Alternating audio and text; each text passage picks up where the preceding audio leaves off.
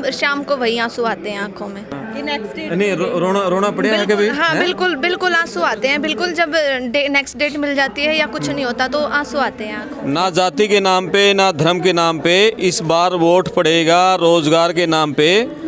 बेरोजगार हरियाणा 4 साल से जीरो भर्ती। सीटेट 32,000, ग्रुप सी भर्ती, साथ में ग्रुप डी की 15,000 भर्ती हर हाल में लोकसभा से पहले होनी चाहिए। ये बैनर हैं और पूरे हरियाणा के बेरोजगार युवा इस तरह के बैनर लेके आज जींद में इकट्ठे हुए हैं। कुछ छात्राएं हैं, इन छात्राओं ने क्या पढ़ाई की है, कितने साल से नौकरी के फार्म भरे हुए हैं, किस चीज़ की नौकरी का इंतजार कर रहे हैं, इनका दर्द क्या है वो आज जानेंगे। आप कमेंट्स जरूर करें अपने वीडियो के बारे में। नमस्कार बेटा। नमस्कार। क्या नाम है आपका? पिंकी। पिंकी, कहाँ से आए हो? हिसार से। हिसार से आए हो जींद है? हाँ जी। अपनी मांग उठाने के लिए? हाँ जी। सरकार नौकरी देते हैं? हाँ जी। किस चीज़ का फार्म भरा हुआ आपने? CET और D दोनों दे रखे हैं मैंने। दोनों दे रखे हैं? हाँ। कहाँ तक पढ़ाई कर रखी है आपने? मैंने ग्रेजुएशन करी हुई है और 4 साल हो गया, अभी तैयारी कर रही हूँ। 4 साल से ग्रेजुएशन है आपकी? हैं? 4 साल पहले हो गई थी? हाँ जी। और उसके बाद तैयारी कर रहे हो? हाँ जी। क्या उम्मीद थी? उम्मीद तो यही थी, 2019 में फॉर्म भरे थे पहले। अच्छा। तो उसमें तो नहीं हुआ, लेकिन उसके बाद मतलब उम्मीद जगी थी भी सरकार नौकरी देगी। हाँ। 2021 में इन्होंने फिर सारे पहले एडवर्टीजमेंट कैंसिल करके CET पॉलिसी ले आए। हाँ। लेकिन उसके बाद से एक भी भर्ती कंप्लीट नहीं करी है। अच्छा। हाँ जी। ठीक है, तो घर वाले अब क्या कर रहे हैं? 4 साल हो गए अब तो। घर वाले इंतज़ार है, मतलब उम्मीदें हैं लेकिन। अच्छा ठीक है। आपका क्या नाम बेटा? कुसुम। कुसुम कहाँ से आई है? जींद से हूँ मैं। जींद से। आपने क्या पढ़ाई कर रखी है? मैंने एचस्टेट कर रखा है और बीएड कर रखी है, BSc कर रखी है। ठीक है। और फार्म किसी अभी मैंने CET का दिया था, बीएड मेरी अभी हुई तो मैंने TGT का नहीं दिया था। ठीक है। और CET का 3 साल पहले इन्होंने फॉर्म भरवाए थे, उसके बाद इनका यही चल रहा है कि अभी 1 साल बाद प्री लिया है, फिर 1 साल बाद मेंस लिया और अभी कोर्ट में वही चल रहा है इनका। ठीक है। तो कोई आउटपुट नहीं है, कोई रिजल्ट नहीं है, बस प्रक्रिया चल रही है वही, कोई आउटपुट जीरो है। आउटपुट जीरो है। आपका क्या नाम बेटा? प्रिया। प्रिया कहाँ से आई है? जींद से ही। जींद से ही है। और प्रिया ने क्या पढ़ाई कर रखी है? ग्रेजुएशन हो रखी है। ठीक है। और अभी बस प्रिपरेशन ही चल रही थी, तो CET का C और D का दोनों का एग्जाम दे रखा था। दोनों का एग्जाम दे रखा है। हाँ। ठीक है।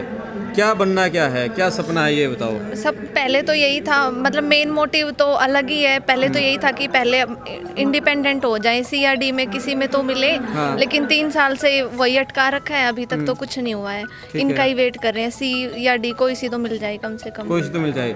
सपने तो बड़े थे लेकिन अब सपना D पे आकर अटक गया है। बिल्कुल D पे अटक गया। D की भी अभी तो भरोसा नहीं है ना, D मिलेगी या C मिलेगी। उनका बिल्कुल मेंटली टॉर्चर हो रखा है। हाँ। ना मतलब ऐसा भी सिस्टम नहीं है कि हम अपनी कुछ स्किल इंप्रूव कर सके, सिलाई कढ़ाई कुछ तो सीखे, घर का काम सीखे, वो भी नहीं है। एकदम से ये हो जाता है कि पेपर कैंसिल कर दिया तो पढ़ना है, मतलब पढ़ाई के टच में भी रहना जरूरी है, पढ़ाई भी नहीं छोड़ सकते और अपनी स्किल भी इंप्रूव नहीं कर पा रहे हैं, कुछ नहीं कर पा रहे हैं। बहुत मेंटली टॉर्चर हो रहा है। मेंटली टॉर्चर हो रहा है। बहुत बड़ी बात कही गुड़िया ने, मेंटली टॉर्चर हो रहे हैं ये बेरोजगारी के कारण।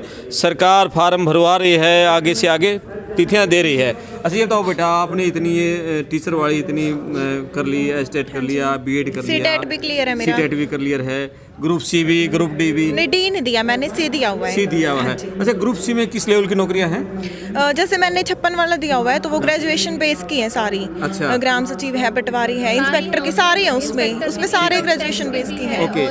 हाँ जी। ठीक है। अच्छा ये बताओ, अब इतना लंबा इंतज़ार है, यहाँ युवा बैठे हुए हैं, घर पे बात चलती होगी, फिर कैसे टाइम पास करते हो? आगे की रणनीति क्या है? लाइब्रेरी में टाइम बिताना पड़ रहा है, आगे या कुछ और डिग्रियां कर रहे हो? ये बेरोजगारी तो बड़ा दर्द है। जिस दिन कोर्ट की डेट आती है उस दिन तो हमारा पूरा दिन सुबह से लेके शाम तक फोन पे अपडेट पे बीतता है और सारा दिन मतलब शाम को वही आंसू आते हैं आंखों में।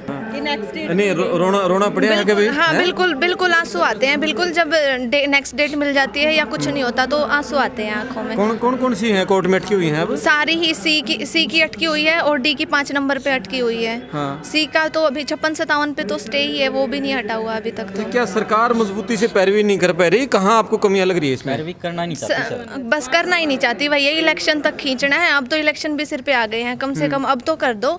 और इलेक्शन तक क्या लेके जाना है, सरकार को भी तो ये सोचना चाहिए ना कि लोगों ने वोट किस नाम की दी आपको, इसीलिए तो बनाया कि आप हमारा कुछ करेंगे।